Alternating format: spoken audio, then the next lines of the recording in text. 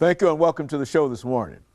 The topic this morning is the status of the church. And we're fortunate to have with us to talk about the status of the institutional church, or as he so aptly called it, the church of the body of Christ, Pastor KWalker, who is the pastor at the Abundant Life Christian Center North. And let me welcome you, and I think I almost got all of that right, Pastor Walker. But let me welcome you to the show this morning and to tell you how delighted we are to have you here to tell us in a real sense about the Abundant Life Christian Center North and the relationship that has to this church that we're going to talk about during the second segment of this program. All right. Well, first of all, Dr. Haney, thank you for invited me to come on your show. Been here before, and it's always been my pleasure. You know, Pastor KWalker. I was born right here in Nashville, Tennessee. Grew up in the public school system.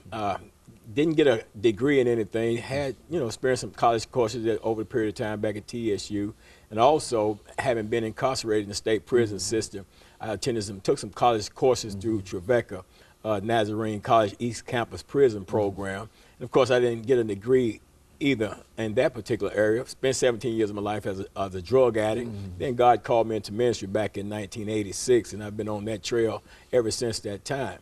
I'm currently the pastor of the Abundant Life Christian Center North, and we're located at our services are being held currently at the Millennium Maxwell House Hotel at 2025 Roselle Parks Boulevard. You know, in the past, I was pastoring the Hands of God Christian Church, but we developed a partnership with Pastor Mike Whitson with Abundant Life, and we merged our ministry in with that particular body, and we've been involved with that for about a year, a little over a year now, and we're just moving forward in some things. So we're just glad and just delighted to be here this morning to share with your guests some information I feel like is important when you're looking at the status of the church and we look at society and the recession and everything that we're going through and the role that the churches need to play during this period of time. And I'm just glad to be here to discuss those things. Very good. And let's look at the status of the church in a real sense, Pastor Walker, in the sense that I think we indicated earlier, we're talking about no particular church. We're talking about an institutional church, and every faith has some place where it worships, and therefore, and so within that sense,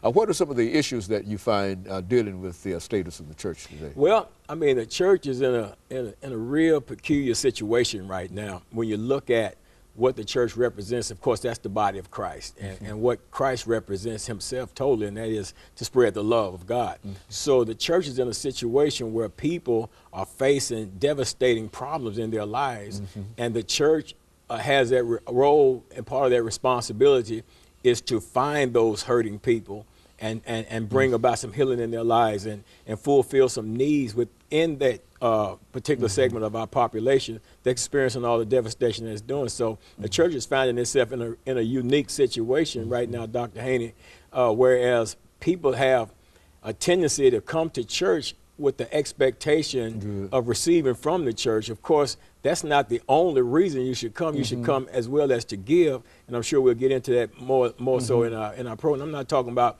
giving financially. I'm talking about giving of yourself and your services so that everybody within the body can experience the blessings of the body. Well, now, when you say that people are coming to the church in anticipation of what about what are some of the reasons that you find in your own ministry that sort of motivates people to become involved in the church? Well, for one thing, people are coming to get a word of life that can change their life situation, circumstances, that help them maneuver and motivate themselves, or maneuver themselves through situations, circumstances that they're experiencing in their lives.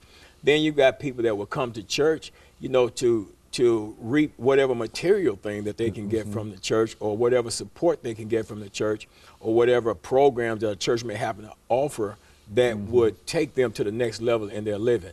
So, there are different reasons why people come to the church.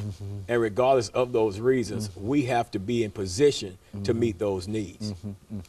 And so the church, and we're getting ready for our first commercial break, And when we come back, we'll get into what you consider to be some of the challenges that the church has to face in order to really meet the needs. Because I think that, as you've indicated, you've been involved in a number of ministries yourself. Oh, yes. And so you can sort of compare and contrast Yes. some of the things and some of the difficulties and some of the challenges Oh, yes. and all of the ministries that many of us don't know anything about and certainly are not familiar with. And we'll do that. We'll do that as soon as we have this first commercial break, and we'll be back with our audience following this very, very short commercial break.